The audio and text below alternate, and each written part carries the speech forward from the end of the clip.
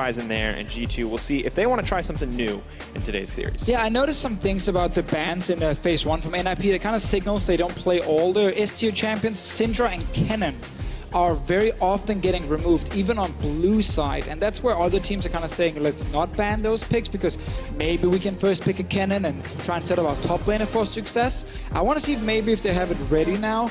Prophet, of course, is a guy they're playing around with a lot of different carries. Galio ban, I like that, even though NIP plays it a lot. It was one of their most successful picks. Yes, but that means you have something else in mind for a first pick, and you don't want to give Galio over to Expect or Perks in the first rotation. Like, could have been an Elise. Thresh is the other one from Spartle. And we have to think, just such an obnoxious champion to deal with if the enemy team ever does get a lead. So hard to kill anybody. There's the Kennen again. And they have a Galio on a team. All right, Deficio. So far as predicted, what's the final ban going to be for G2 then? Well, let's see. Thresh was actually going to be the one I was about to mention, but I can always say that I'll give right you credit. after. It was like half a second. I'll give you credit. If there's a slight delay on our screen, but that actually was probably the first pick NIP we're looking to get, because a lot of the very standard first picks have been removed. Galio, Kennen, Thresh, Elise are the ones we so often look at. I feel like NIP needs to take a step on. Zac is actually open right now. What am I talking about? Just pick it. Definitely just going to lock it in for Shook. Now, we've seen Shook be successful on the Lee Sin. He's had some rough Kha'Zix games, but the Zac coming in, this is the kind of a playmaking champ, and I like that. That is Shook's style. Did not like the more early aggressive champions or just aggressive champions in general like the Kha'Zix. When this man has CC, he does make plays happen. Now, I like to see things that can be flexed early on. Gragas can be one of them. You can put him in the jungle. He's actually very good against Zac, because you can interrupt the Zac jump with your body slam. That is very effective, so I like that a lot as an early pick. Varus is a very safe AD carry choice if you want to take that early and save other picks. So very, very good first rotation from G2 as well. Safe, sort of standard. One flex pick here coming in the Gragas. I'm expecting this Gragas to be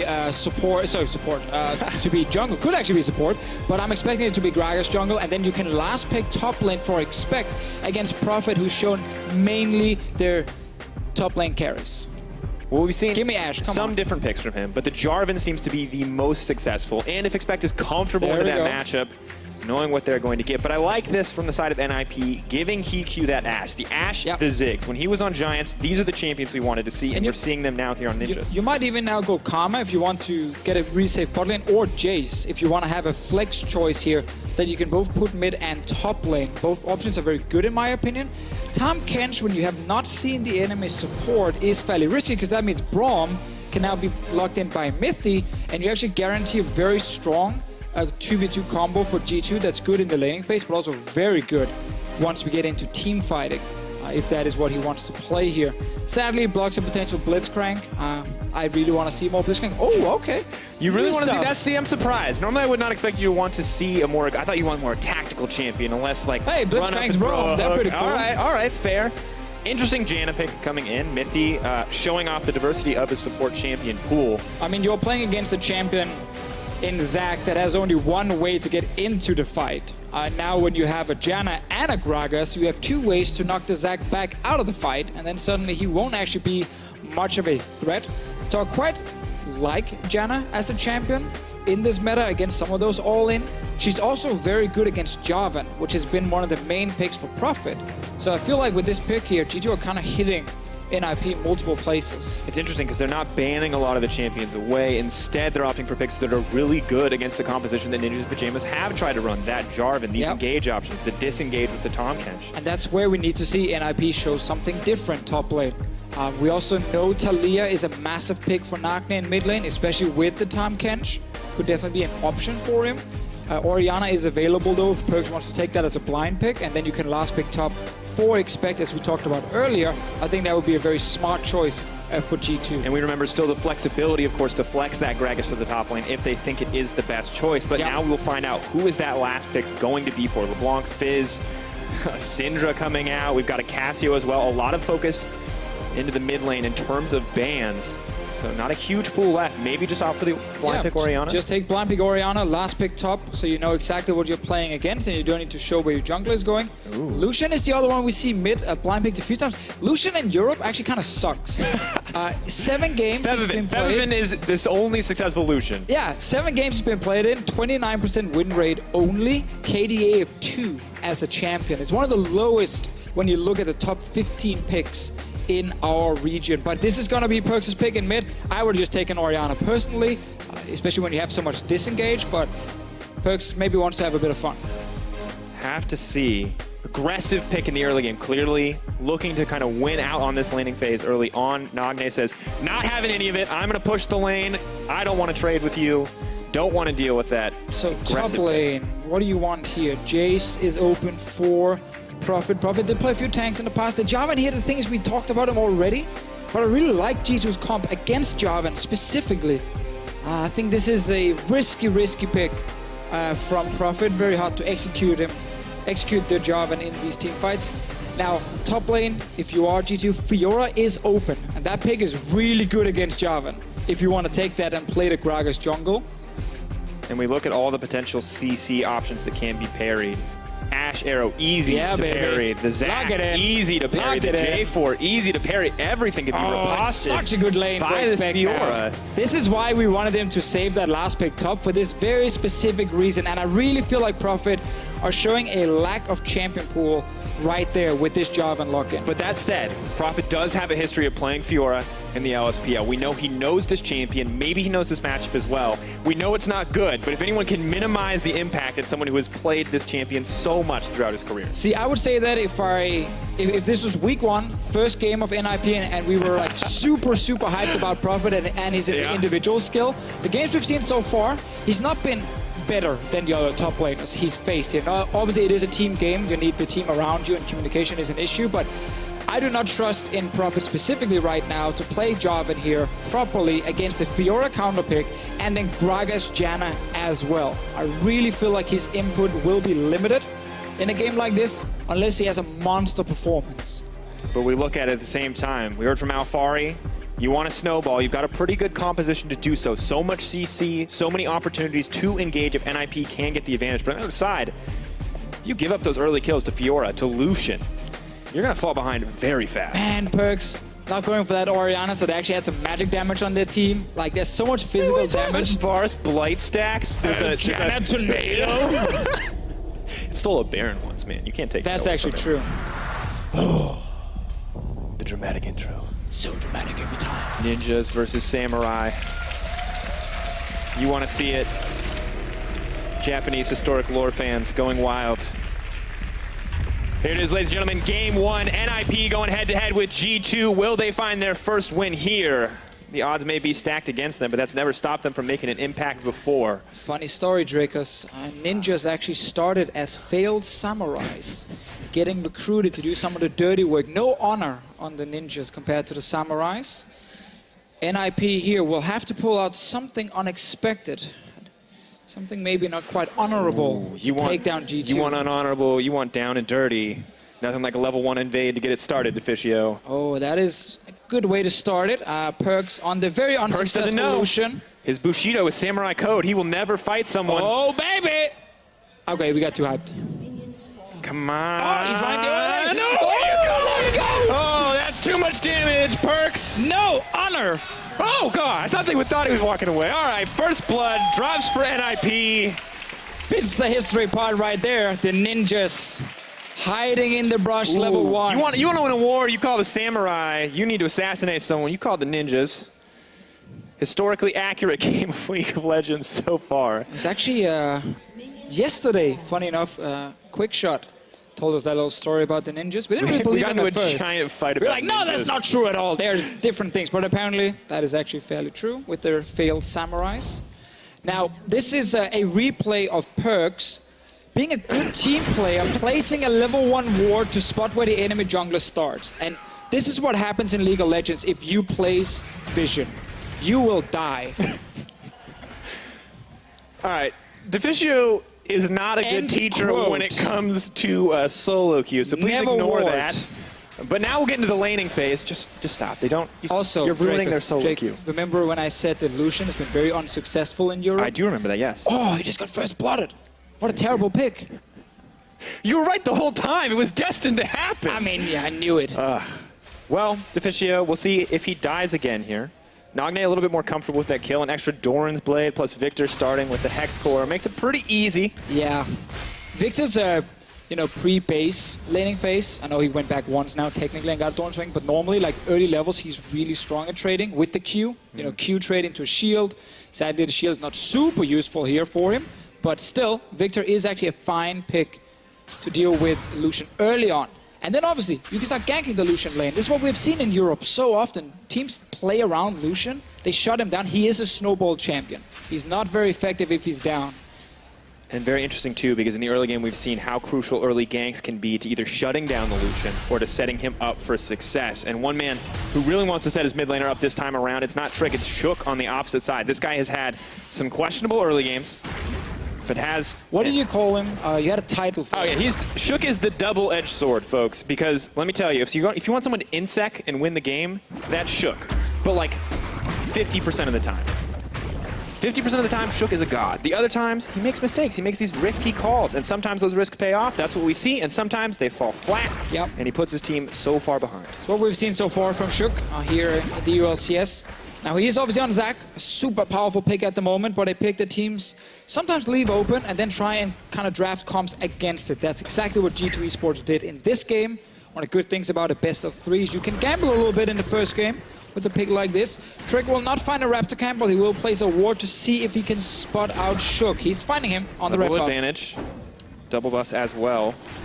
No smite from Trick, though.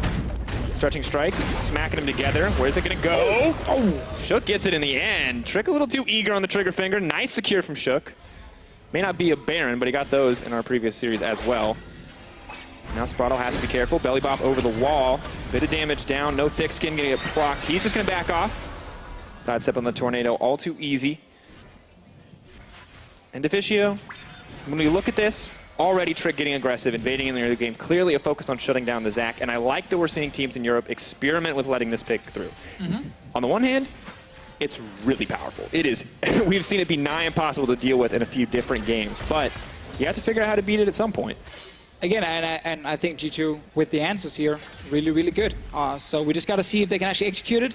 Top lane, as we mentioned in Champ Select here, it's a good lane for Expect. It's very easy to riposte like the knock-up from a Jarvan, so it's not really that scary when he tries to all-in you. That's why Prophet also is just trying to fight a Q in Expect's face and not the full combo. Expect here, basically just looking to get level 6. And then if Jarvan locks Expect in a little cage, well then Expect is like, great, I'm gonna ulti you now because you're stuck in here with me and I'm now actually gonna win this 1v1. And then he can back into the walls as well to stop the extra vitals from being procced. It's kind of build a Fiora counter to a certain degree, but as you said, the CC really easy to parry, but of course Expect never gonna use that riposte until he sees the CC come out because he knows the cooldown is far too long. All right, let's see here. Shook looking for that first gank. Obviously, there's dash and flash in mid, making it pretty difficult for Zac to actually kill the Lucian. And we might see just two junglers farming for level 6, invading on the Wolf camp. So he didn't take the Wolf camp here, Shook. He doesn't know where Trick is. Mid. Nagne has to be careful, does see Trick, in he goes. Shook looking for a little extra aggression, but just a trade of cooldowns. Well, that's a win for NIP. No flash on perks now. Prophet around mid lane. Ward goes down, they now know he's there. Golden Egg is popped, hoping to slow somebody down, not gonna find it. Interesting, neither team getting too aggressive, although Trick still dishing out a decent amount of damage. That's level 6 for Nagne, getting smacked in. Good damage goes down onto Trick, gonna miss the knockup, however. One more tick gonna connect. Trick just gonna walk it out, but a lot of early aggression in the mid lane. Yeah, if that knock up there had landed, I'm pretty sure Trick would have to flash away, and they would actually force another summoner in the mid lane. We see there the cool little trick with the new Zac. Land that Q, doesn't even matter how far away they are from you. If there's a minion nearby, pull it in, at least knock them towards the minion, sometimes into the minion as well if they're close enough. And overall, like, one thing we need to track with NIP every single week is the synergy between Prophet, Nagne, and then the rest of the team. Because obviously, in terms of English, there will be issues. We had a quick chat to Nagne before the games in the makeup room, and his English is definitely okay, it's getting much better, and he's able to communicate fine in-game. Prophet is the one who's still maybe looking to step it up a little bit, but that's very, very normal for these imports, and that's why sometimes you see miscommunication for the teams where a guy is roaming mid lane and maybe Nagne doesn't back off in time because, okay, the call maybe didn't come in properly, and then suddenly you have a mid laner who dies for no reason. And we look at it too, a lot of pressure on Shook, especially to communicate with these guys to help make successful ganks, and especially in this series where you're going up against Perks, who is an absolute titan of mid laners. Yes. Oh, Matthew with the quest. Had a bit of a rough series, but still you can see Nagne doing very well actually in the laning phase after that first blood. Normally we see Nagne fall to deficits, but Perks getting shut down here a little bit, and you already saw him have a rough matchup versus Caps. Maybe this is another rough game, but way too early to say. Yeah, way too early, and obviously with him dying level 1, it does hurt him quite a lot. And that's the thing for Perks. He's a man almost everyone is looking at. People want to see him be, the best mid laner in Europe, potentially the best mid laner in the West after the MSI performance. And obviously, we know he has the skill. We know he's going to get there, despite him obviously having a bit of a slow start against Fnatic. And the question is not, is he going to reach that same level he played at MSI? The question is someone else in Europe going to catch up? Or how fast is Perks going to get back up there and claim it? I think actually in Europe we're pretty stacked mid lane, which is super interesting. Caps obviously showing up big time, young guy still. I think some of Nagne's performances already as well have been a pleasant surprise. Yeah, he's actually done really well, especially outside of the laning phase, where we've seen the Talia plays around. Overall, you can highlight a lot of mid laners here in Europe, and a lot of people will praise them. Exile, Power Vivo, Febiven, all these different guys. Now as we see it though, game just continues on. The single kill for Nip, really the only boon that they've got so far. Despite all of that, G2 has a bit of a gold lead, and so much of that is Expect on the top side of the map, just consistently bullying out Profit. And as you said, level 6s are coming in, but without committing ultimates, Expect just starts to win those trades. And if you guys think this is bad now, it's gonna get way worse up in the top lane. Once you get a few items on Fiora, you're literally gonna run at the Jarvan and just kill him in no time. And look at those tabbies, Deficio. Already trying to mitigate as much damage as possible. Expect not even concerned about winning fights right now. He says, I'm gonna build a Cole, we're just gonna play the waiting game. Yeah, I mean, you literally just want to farm up, get your Ravenous Hydra completed, get a Black Cleaver in there for some nice cooldown reduction, but armor reduction also against the Ninja Tappy, and then Fiora just takes over the entire side lane. Which means Prophet needs to be active with the team. You have Engage, you have Shook, you have Prophet right there, diving onto the back line. Problem is, there's a Janna, and that Janna needs to click one little spell, her ulti, and both Jarvan and Zac are out of the fight, and they're not getting back in until they have cooldowns ready. Such a difficult spot to be, of course. They gotta just go mid, honestly. Yeah, Shook is doing now. I think this is smart. Goes down, stretching strikes can connect. He has nowhere else to attach it to. All to try to pull him back. Let's bounce, goes wide. Once again, a bit of a misfire here. Yeah, Shook, I think he flashed actually ended up on the side of Perks and not straight on top of him.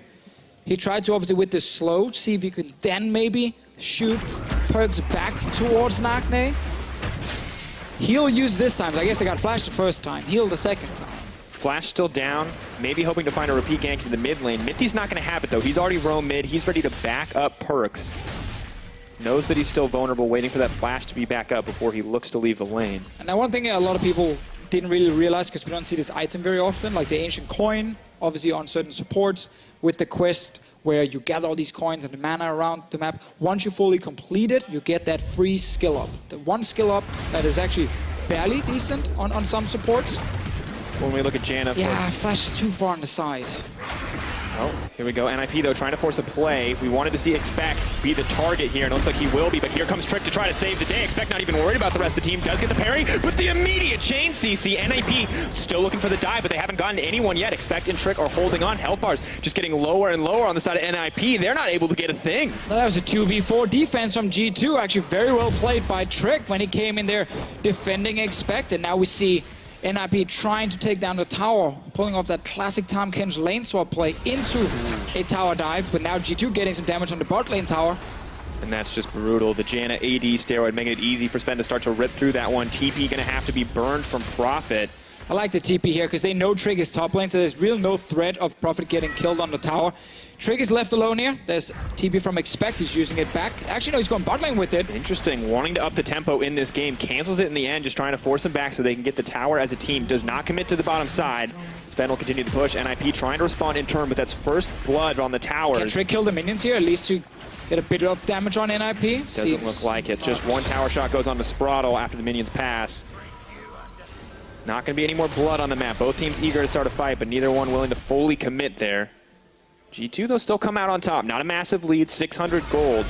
But definitely in control of the early game, despite the aggression coming in from NIP. Yeah, and so often when we have these like slower early mid games, it's just so heavily in favor of G2 eSports because they are the team who knows how to play the mid to late game macro extremely well.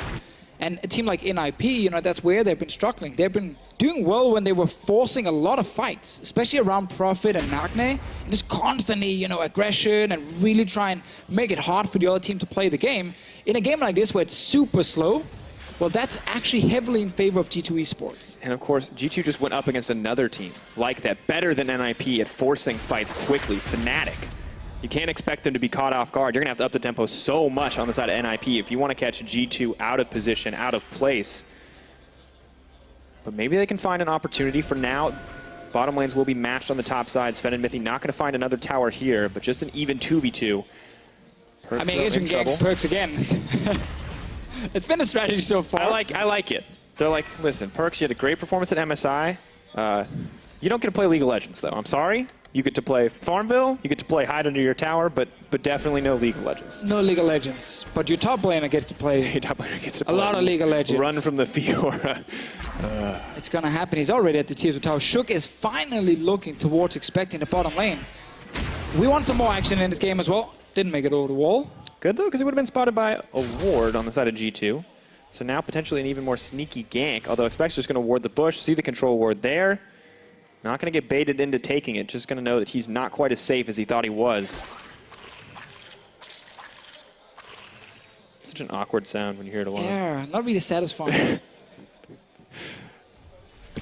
Such an effective thing, though. All right. Expect. Oh, he thinks he's got the 1v1, but oh, that's the 2v2 stretching strikes. He's got someone to connect, but there is the parry. Leaps out, trying to get to safety flag and drag. Not going to connect. Here comes Trick once again. You're never going to get the 1v1. NIP have to be careful. Expect starting to heal up all too easy with the Tiamat, with the Cole. Shook now in trouble, going to get knocked back. Stretching strikes, trying to buy a little bit of time. He's going to turn into Blobnitz, but here comes Nagne. Not a whole ton of mana left on Expect. Is the riposte up and available? Doesn't even need it. G2. Blind picking Jarvan against a guy who consistently gets Fiora banned against him just really sucks. Feels bad, man, when Fiora can just jump out of your own ulti and then sidestep your little Perks. knock up there. Perks is trying to play League of Legends. Backing off. Chaos Storm continues to tick down, doing a decent amount of damage. He's trying to heal off of the red buff. G2 player is very vocal. Perks going to back off there. He really wants to play League of Legends. He really wants. Like, he's still seeing this Fiora just take over the game. Like, he's like, that could be me. Look at this. Okay. So I actually like the fact they're trying to go for Expect, but I think you should have done this earlier in the game. So Expect ends up just not really being able to deal any damage back to NIP first, but he's just focused on staying alive. And we have to watch that again, but it looks like a bit of a fumble from Shook and Profit. The Cataclysm damage coming in at the same time as the CC from Shook, so Expect able to parry multiple sources of damage with a single riposte. He doesn't stunned Shook with it. And then Trick shows up and they turn around. And these are the small executional errors you cannot afford to make, especially against someone who already has a positive lane matchup against you, and especially not just a winning lane matchup, but a Fiora. Someone who could already mitigate everything you want to bring to the table in terms of hard CC.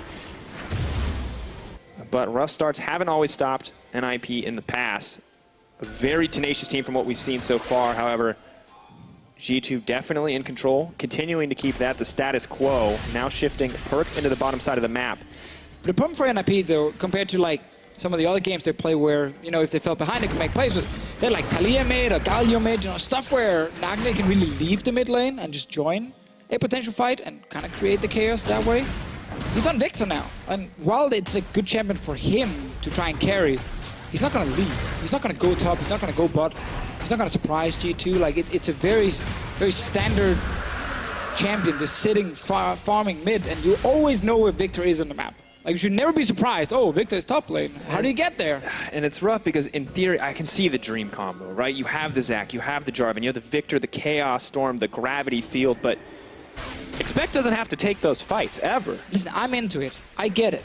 I'm with you here, Dracos. I want to see it as well. I don't know if we're going to see it. I mean, I think Expect is just going to be like, all right, well, if you send 4 people up to me, I might escape, I might not. The rest of my team is going to get something. If you go try to fight my team, I'm just going to take your towers. Well, let's see if they can actually gank him now. Didn't work with the other guys. Send in the next team. Moving forward. Expect. Here comes Shook.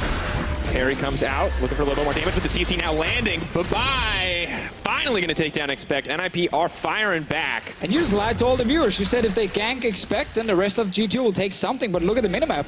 The rest of G2 are really far back on the map. Yeah, and really what I needed was for you to call me out on that, but you're absolutely correct. It's much easier for me after to be like, hindsight 2020 made. You would have known that. Seriously though, NIP actually have super good top lane setup. Like, they have so many control wards in the river. G2 are playing so far back on the map. Surprisingly far back on the map, actually. Really good plays coming from NIP. You're absolutely right. Now that this has worked, they have Prophet pushing in the bot lane. No one going down to contest the Jarvan. Trick doing what he can to contest this Rift Herald. TP coming from Prophet behind G2 here. Looking to make a play. There's the lockup. Not going to be able to find another target for the stretching strikes. He has to flash out to safety. Perks is on the back line all alone. Rift Herald very close to resetting. It will. That means that objective will not go down. G2 do hold on to that one. And Expect kept his teleport as well, which is very important with the Fiora here. G2 now just needs to wave clear mid and let Expect push in the bottom lane, and then suddenly they can abuse TP. Game is setting up for some big moments. We're waiting for them. Very much so. Well, for now, Prophet going to set up for a small moment here and defend this tower up against Perks. We can see now Mithy has finally completed his quest. We'll get the additional skill point on this Janna. Looks like it is going over into the Howling Gale. So, bit of extra CC here. Yeah, really doesn't matter a whole lot. If you are playing a Janna, you get one rank more in your queue. It's not the biggest deal. It's important for sure. It helps, but definitely does not feel the most. When you like, because really the thing you want is a stronger shield. But of course, you can only level it up to 5. Not getting anything more. Already level 9 means not going to get the bonus point in Eye of the Storm. For now, Deficio, what I like about this is I like that NIP were in control for a moment. The issue I had is, did the Jarvan need to TP in? No. But he thought it would be a big fight, so we can't actually fault him for it. No, absolutely Like, it looked like a big fight was about to start. Now we're going to get a... No, wait, Jarvan is bottling without TP.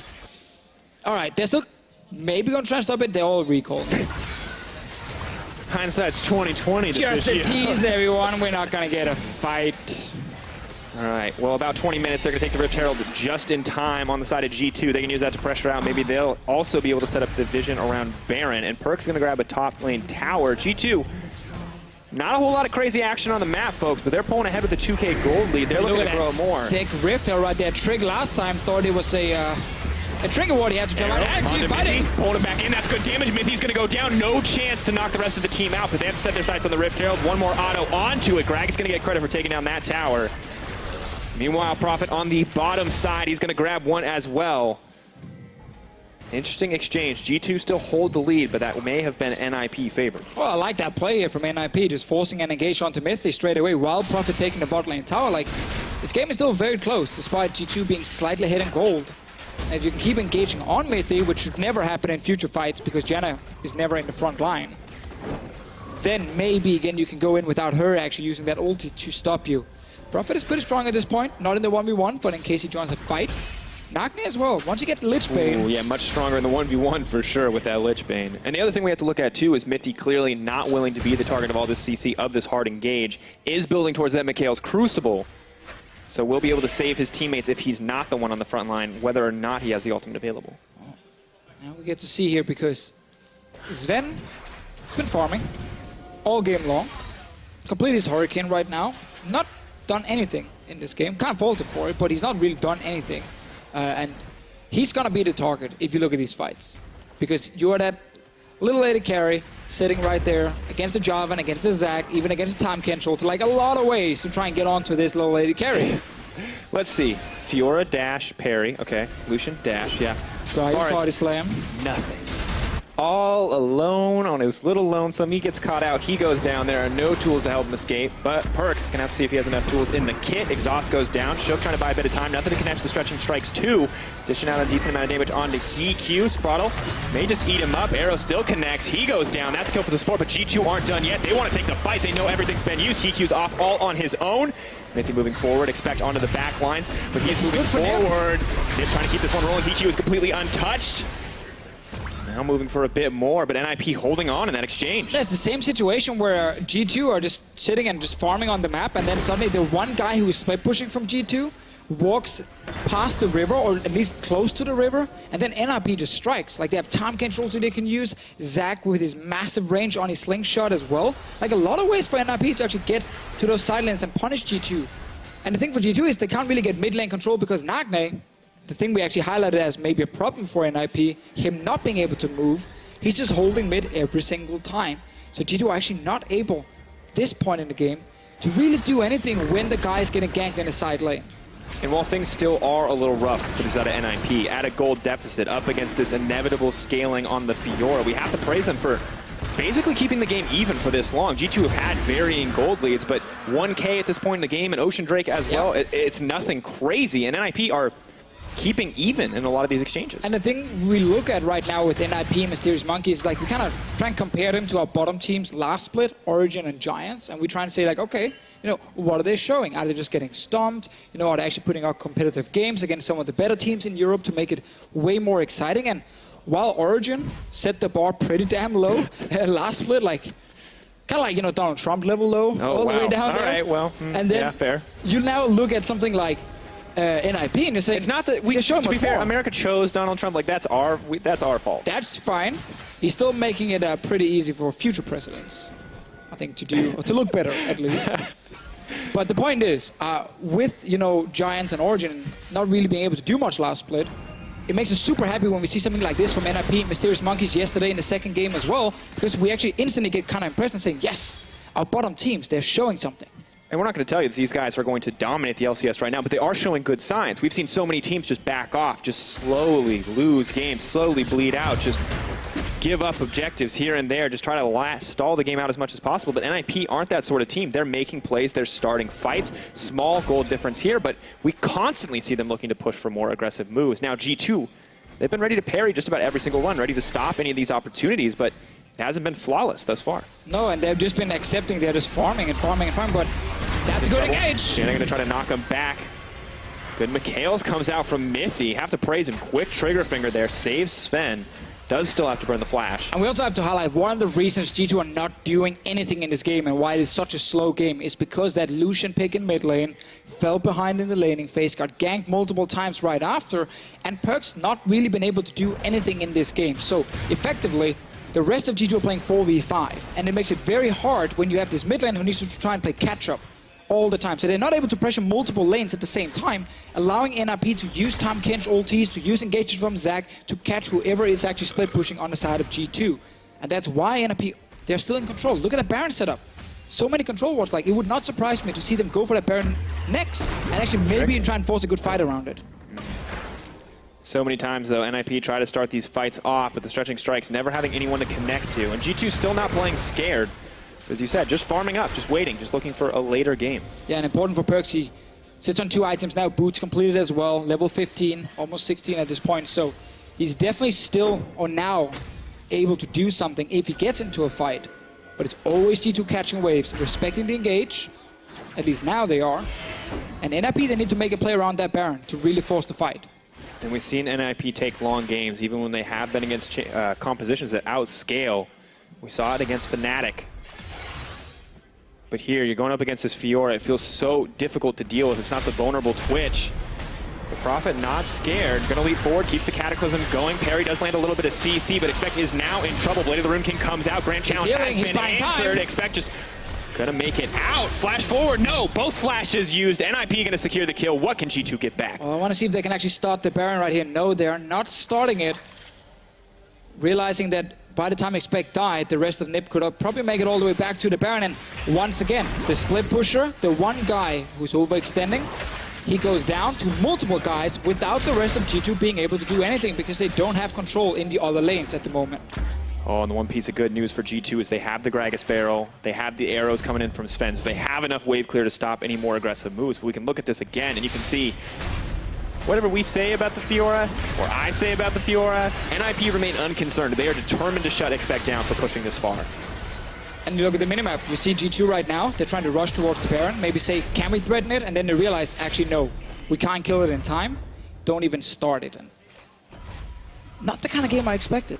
I will admit, I thought this would be a game where NIP would just like force, and G2 would be able to match it, and you would have a lot of kills. but it would be in favor of G2 eSports. And yet we're actually watching a game which has been very focused on just catching out the lone split pusher multiple times for NIP, like slow and steady as well. It's interesting, too, how much different the game could have been if Perkz didn't go down in the early landing phase, if he could have played aggressive up against Nagne. But no opportunities anymore. He's going to have to redeem himself later in the game if he wants to come back from that deficit, from that rough early landing phase he's shown off.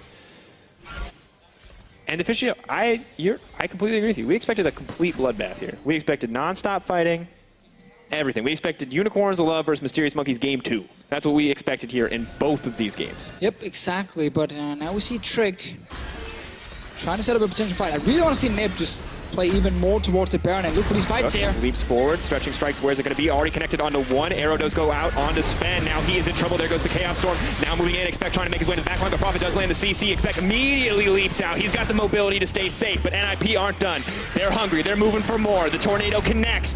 Mithy finds the disengage, but Shook is attached, trying to find the auto pulls. Mithy back. Mithy now in trouble. The rest of NIP is here. G2 on the back foot, leaping forward, looking for more. Same thing again, where Perkz is sitting top lane, now going for Trick. So much to engage coming out. Shook gonna grab yet another kill. Now Perkz, the solo split pusher, not what we expected, but he's doing his best to recoup the losses G2 sustained. Yeah, he was already sitting top lane, and that's where NIP, by sitting near that Baron area with the control wards, and just finding ways to engage.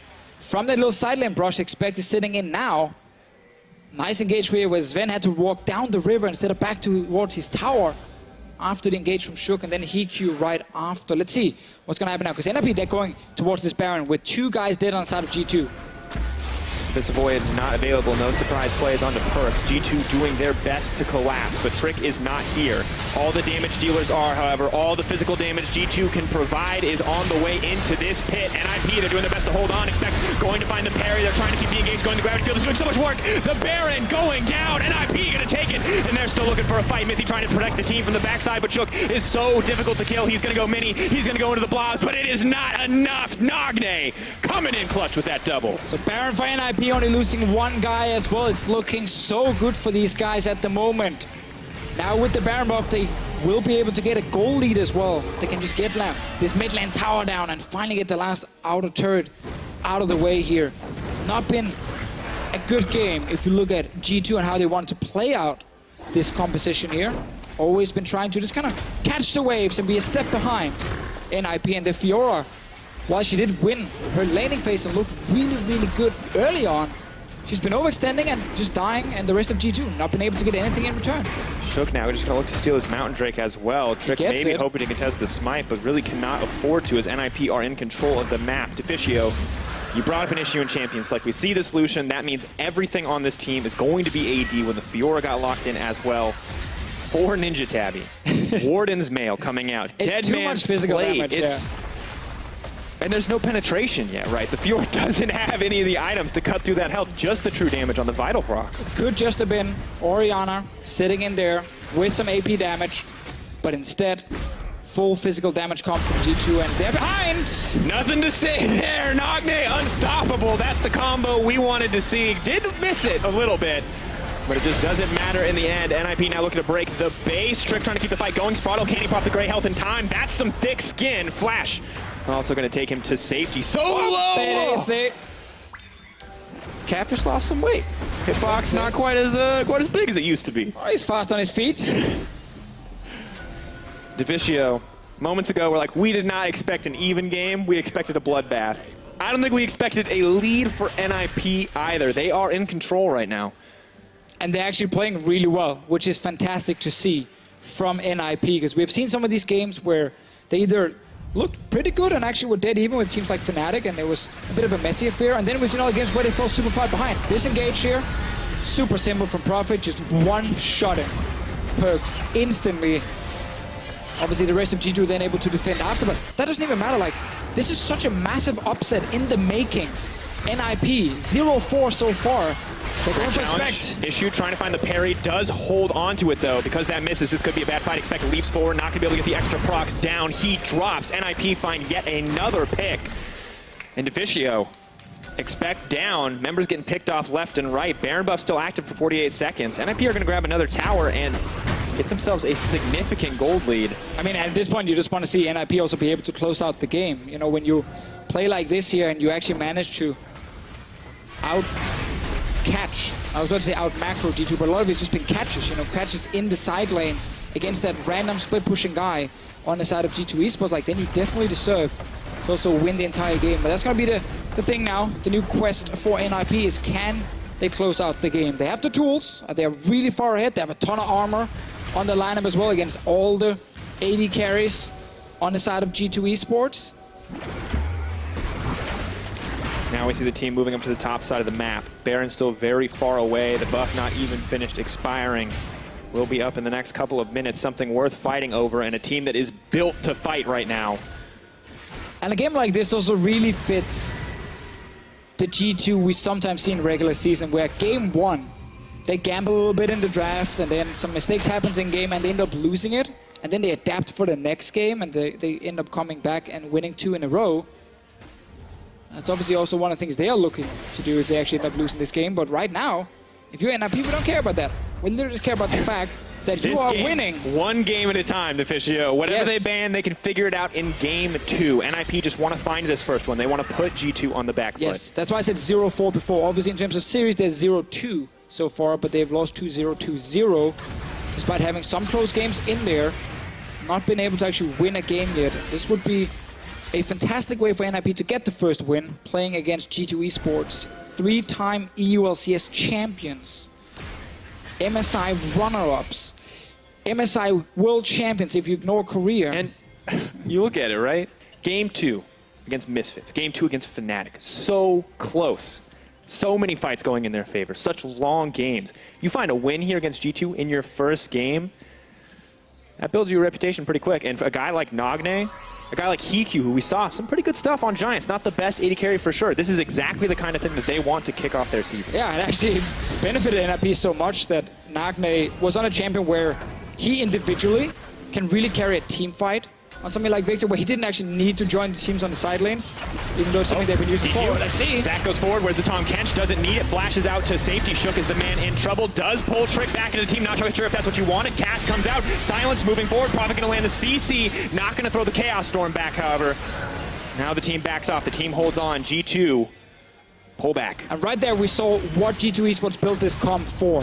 Being able to create a pick like that with the Varus into then full-on disengage when the Victor jumps in, or sorry, when the Jarvan jumps in, maybe a Zac as well, and just keeping the backline alive. But this game has not been about team fighting at all. It's been about individual guys trying to split push and getting caught out due to the rest of the team not having any map pressure. Prophet is looking for something more. G2 though, taking the tower. Not a lot of ultimates left available. They have to be careful when they pull the trigger here. No Chaos Storm, no Let's Bounce. They do still have the Cataclysm, the Abyssal Voyage too if they want to make a quick movement somewhere. But G2 starting to rein in a little bit, get down the vision control, start to take control away from NIP. Finally, now that the composition is able to group, they're able to disengage, as you said. And it does start to look like the game could go back in their favor. Now we just want to see, because the NIP will be forced into winning this game as 5-on-5 team fighting. This late in the game, you can't really win it through pure split pushing. We're not expecting G2 to continue getting caught one by one in a side lane. They must have learned the lesson by now, and as I said, Perkz is on a ward against the Tom Kench. And he might actually, if he played aggressive there and Spraddle went to the top side, well, maybe we would have gotten a kill over. You have to be careful too. Still no magic penetration, or not magic penetration, armor penetration coming in from Perkz either. Well, outside of the Black Cleaver. Quite a lot of armor penetration. All right, so no last whisper. No last whisper. We'll give him that. But double Black Cleaver is more a reminder. So things will start to get easier for G2. Nagne now in trouble. Colin comes out. Leap forward from Perkz. He's dishing out a ton of damage. Can't afford to walk into the gravity field, and he will get the heal. Hikyu is actually solo on the Elder Drake right now. I'm not sure if G2 has any idea about this. They see it now. They put down the blue trinket. Moving forward. The single AD carry taking down the Elder Drake. He can't finish it. More. He can't finish it. This is risky now. Hikyu, come on. Leap out. Sven gonna leap in to try to lock him down. Ult comes out. Hikyu in trouble. That is a gamble coming in from NIP, and it definitely did not pay off. Hand-gifted, hand-wrapped, hand-delivered. G2 pick up the Elder Dragon. We did say that now NIP need to be able to close out the game, and then they make some risky plays here. AD carry trying to solo the Elder Drake while the rest of the team are not even close. G2 going straight for Baron with the Elder Drake buff right now. HiQ dead. So instead of it being NIP playing around Baron again, trying to create that one pick, it is now G2 eSports with Elder Drake Baron buff. Well, this is a nightmare. This is definitely the worst thing that could have happened to NIP at this point in the game, and now it's a matter of surviving. Minutes ago, it was a matter of NIP closing with confidence, getting a lead, snowballing into something greater, and breaking open the base. But these small mistakes, once again in execution, and these macro plays cost NIP so much. And now they're grouping up. Now they're looking to commit onto the Fiora, but she's spotted them out. They've got the vision, and G2 aren't falling into that trap again. Now, if you expect at the moment, your only job is to not die in the side lane. Just don't randomly start pushing forward if your team can't then maybe take a mid tower forward. That's why you can move down there now, take the wave with TP. Rest of G2 might as well just rush down mid. Have to be careful. Victor, of course, there for a little bit of extra wave clear. HiQ, some decent push as well, but realistically not going to be enough if all of G2 is there and able to fight. But G2 isn't the team that goes in. You have to remember that. G2 is the team that wants to push NIP back. We've seen that this game. G2 taking a sweet time. They're just waiting. And Lucian is 0-4. Yet he's actually not right now winning the game. I guess brilliant pick all along. Some question marks for the European Lucian. Some passive-aggressive statements from Martin Deficio Lunga. But still G2 absolutely in control of the game. Not a massive gold lead, but as long as they have the buffs, they are stronger than the side of NIP. And now we see the situation that G2 wanted the whole time. Prophet, you're not going to win that duel, my friend. And jokes aside, like, Lucian is actually very strong right now. Like, because he's been farming all game long. 0-4 doesn't matter when you have 400 CS and 6 towers. You had solo queue advice for people earlier. Never ward because you're going to die. Don't worry, it's a late game scaling pick, team. I mean, the amount of times in solo queue you always say, don't worry guys, we got late game. Just wait, let's scale. You have to get him to hold on to hope somehow, man. Gotta get him to stay focused. And for NIP, shouldn't be too hard to stay focused. They've been in this situation before. They have taken it to the late game. They have been one of the scrappiest teams in the LCS in terms of surviving, in terms of fighting back. And a lot of that was Shook stealing away these objectives. Well, unfortunately, this time he did not get the chance.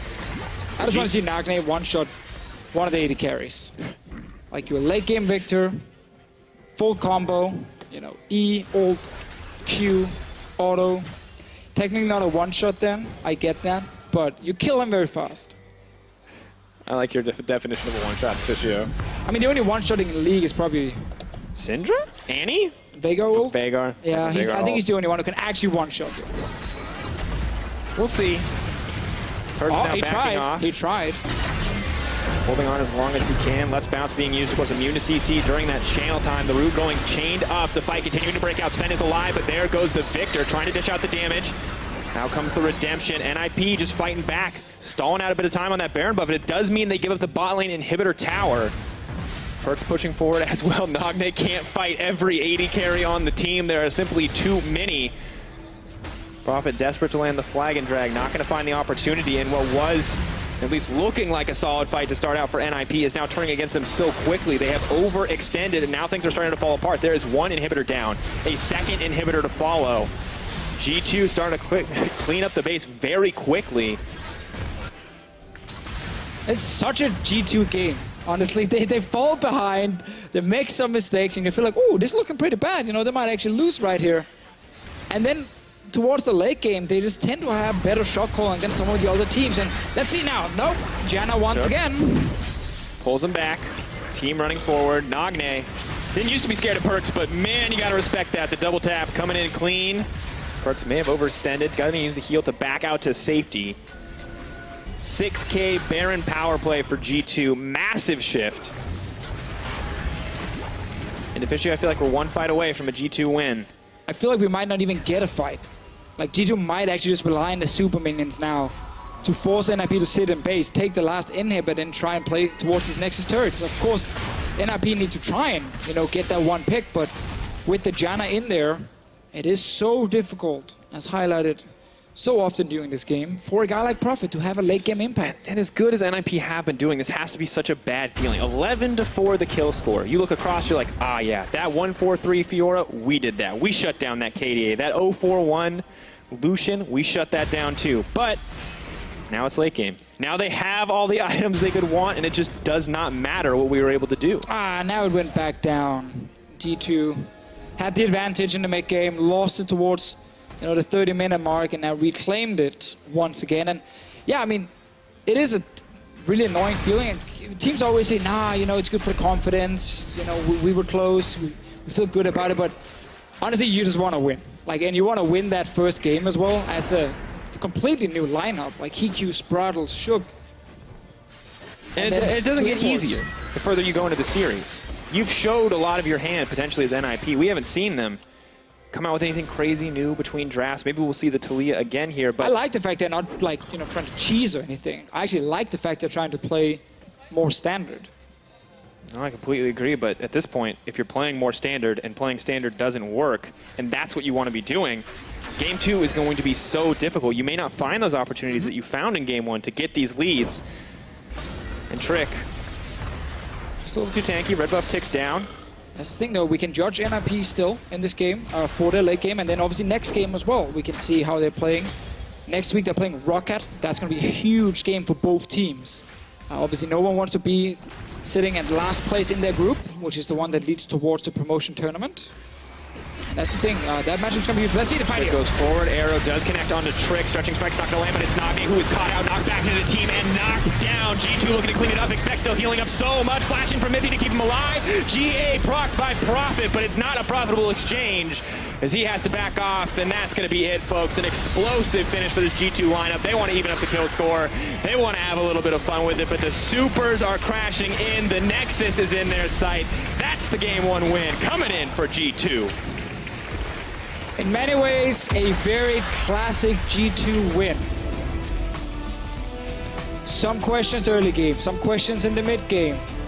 But then full late game, if you cannot close out the game almost perfectly against them here in Europe, they find ways back in. They punish whatever mistakes you make, like Hiku with the Elder Drake into them, then actually getting the Elder Drake and then Baron to G2, and suddenly everything you did for those 35 minutes, it just didn't matter. It didn't matter in the very end. A lot of credit to NIP though, how they actually played early mid game. Lucian's win rate has gone up. KDA maybe not, but the win rate definitely has gone up. And at the end of the day, it was still a good performance from Perkz in mid to late game. I think he's frustrated though. You feel bad after a game like that when you go 0-4. Definitely a rough one to start it off, but at the end of the day, G2 did start the series with a win. For more, let's check in with our analyst desk. Yeah, Perkz not looking happy. Maybe he's mad at his barber. We don't know. Or maybe it is about the game. Just kidding. No, seriously, if we look at this game, you were saying in the end, though, they were just playing with their food, so to say. But it was a tough game for G2 in the beginning. And I want to bring it back to the picks and bans because Lucian has been very polarizing. We also heard it in the cast, Deficio not thinking it was necessarily the best pick, and I don't know if that is what the discussion is currently about, because there does seem to be some heated arguments. But where do you put Lucian in kind of the priority if you've seen most of the picks coming out from NIP? Well, so Lucian in general has a really, really strong picks. He can nearly win every matchup and get priority in every matchup. But especially in this draft, G2 went for with an AD top lane and an AD carry bot lane. I would have went for the Orianna. It's a really safe blind pick, and it kind of mixes up the AP AD damage, because you could see in game that they had 4 times Ninja Tabby, and the damage output in mid game was really low. Mm-hmm. Yeah, I was also confused at first. After seeing the game, I think that they wanted to split push for the Lucian to have a 1-3-1 with Varus, Jan, and Gragas sitting in the mid lane, and then having Lucian for the side lane pressure. But as you mentioned, the full AD comp really made the game very close. Yeah, it did. Yeah. And to me, often when you see a team that goes for like a full AD comp or trying that, it to me usually indicates it's because they think that the game will go pretty fast or that they'll be able to have an easier time to close it out. Do you guys agree, or? It's like when you play these full AD comps, or especially like I would say this is actually a hard comp to pull off, because if you throw in this game, the Zek is going to be insanely tanky, and the Jarvan in the mid game will not be killed that easily as well. So it's a team composition. You're not allowed to fall behind. And with that first blood going over to Victor, having like an easier time in mid lane, and I feel like the mid game didn't go that well for G2, so it was really hard for them. Yeah, they still managed to close it out in the end, so maybe they're just absolute gods. Let's run through the game then, because NIP got off to a good start. We're going to take a look at a couple of replays, especially this one, because NIP manages to get off a fight and get the Baron, which puts them in a great position. Yeah, we can see here both Shook and Hikyu has the ability to engage. Zac jump into Ash Arrow onto Sven, who's been building full damage, so takes a lot of damage there, and we did see both Mythy and Trick with the ability to cancel out the jump from Shook. Here we can see it happening on your screen, but did not happen a lot, as much as G2 wanted to. Also a good Tom Kench ulti for Spreadle. I felt like in this team fight you could see that NIP is literally just running as a fist into G2, and G2 is just all the time just spreading out. Like first Sven is running away from his team, then afterwards it was Expect, and at the Baron fight now they're like 3v5. And NIP plays it really good. They have the gravity field to zone both AD carries. So Expect is alone in the Baron pit. And they kind of destroy the healing with the Tahm Kench eat on the Fiora, and they just played really good. Yeah, I love that you bring up that they seem to be a bit spread out, because that seemed to be kind of the issue for G2 in these moments, that they weren't on the same page. But on the other hand, we also have to praise the play coming out of NIP, and you wanted to highlight Tahm Kench especially. There's a reason why he's the second highest priority support and one of the most banned out, because this can happen. Yeah, the ultimate is so strong, and we have been criticizing Spreadle and Hikyu for not having the strongest of laning phases, but with Ash, Tahm Kench, you can just play safe early on in the lane, and then later on you have so much playmaking potential, as we saw Spreadle multiple times with the... is it an Abyssal Voyage? Yes, it is. Yes, there we are. Okay, oh yeah, you're using the old I'm a color caster, I don't need to know the names of the spells. The Abyssal Voyage. Abyssal Voyage, yeah, so multiple times punishing the silent pressure that Expect and Perks were trying to lay down. Yeah, absolutely. Yeah, it's just really annoying to play against Tahm Kench as side laner, since it's not only like Tahm Kench. If Tahm Kench is behind, it's really easy to play against him because he's not allowed to ult to side lanes. But if your team is ahead, Tahm Kench is ahead, the team, they can push out mid lane, and he can ult to both side lanes, not only one, and it's insanely strong. Yeah, it's something that fits Nip's style really well, as we saw against you as well. They like to go to the silence with AD carry. Yeah, I feel like Nico de Pico learned from Fnatic, and it always let Hikyu gank the silence. It's really annoying to play against, and it was a tough time to figure out what to do. Yeah, and then we want to look at the turnaround, and all props to G2 for turning it around, but this one, Hikyu stays on the Elder Dragon for so long after the blue trinket has already been used. It's kind of like he wants to mega crit it down or something. Yeah, like the idea was really smart by NIP, but the moment G2, like obviously G2 is really experienced, they blew up the Elder Dragon since they don't see Ashe, and Hikyu is just hesitating for so long. He wants to, it was over. Yeah, and afterwards the game was over, pretty much. Yeah. It was literally like this only play. Yeah, we could see Sven as well with the Varus, really good execution and the most damage dealt in the game. When you have a Victor that's gotten the first blood in the free laning phase, he's almost always going to deal the most damage, but Sven with a full damage Varus really laying down the hurt, and I had some question marks before the game, but he really delivered. That he did, and we also talked about the mid lane matchup, because I feel like we've been talking a lot about Perks and the if and whatnot when from the Lucian pick, but Power of Evil, a 5-0 Victor that has a couple of squishy targets that he could go for. Had you expected more from Nagne in the later stages of that game? I felt he should have went a little bit more damage. I would have skipped the Rylai's and went for Rabadons, since you could already realize in the game that he's the main damage source and the main, I guess, carry in the late game, and he needs to pretty much carry it on his shoulders. So that's a little bit sad that he went for like the more supportive item build, I guess. Yeah, I am interested though in what we saw, that the arguments were getting pretty heated for G2, and our story that we had before the game was, well, obviously that loss versus Fnatic must have been rough, so they really want to make a statement. I feel like they won't be incredibly happy with how this game went specifically. No, for sure. I mean, I would be shocked if Nip takes the game, and I'm still standing by that, but dragging on this game for so long, getting to 5 or 6 items on everyone, that's not the position you want to be in as G2 versus NIP. All right, well, we'll see what happens. We have more action left on the Rift with Game 2 between Ninjas and Pyjamas and G2 right around the corner. Here it is, ladies and gentlemen, Game 1, NIP going head-to-head with G2. Will they find their first win here? Come on. Oh, he's right there. No! There you go! Oh, that's too much damage, Perks! No, honor! Oh, God! Here comes Nagne. Not a whole ton of mana left unexpected. Is the riposte up and available? Doesn't even need it. G2, the Baron going down, NIP gonna take it, and they're still looking for a fight. Mythy trying to protect the team from the backside, but Shook is so difficult to kill. He's gonna go mini, he's gonna go into the blobs, but it is not enough. Nagne, come coming in clutch with that double. Trick, stretching strike's not gonna land, but it's Nage who is caught out, knocked back into the team, and knocked down. G2 looking to clean it up. Expect still healing up so much. Flashing from Mithy to keep him alive. GA proc by Profit, but it's not a profitable exchange. And that's gonna be it, folks. An explosive finish for this G2 lineup. They want to even up the kill score. They want to have a little bit of fun with it, but the supers are crashing in. The Nexus is in their sight. That's the game one win coming in for G2.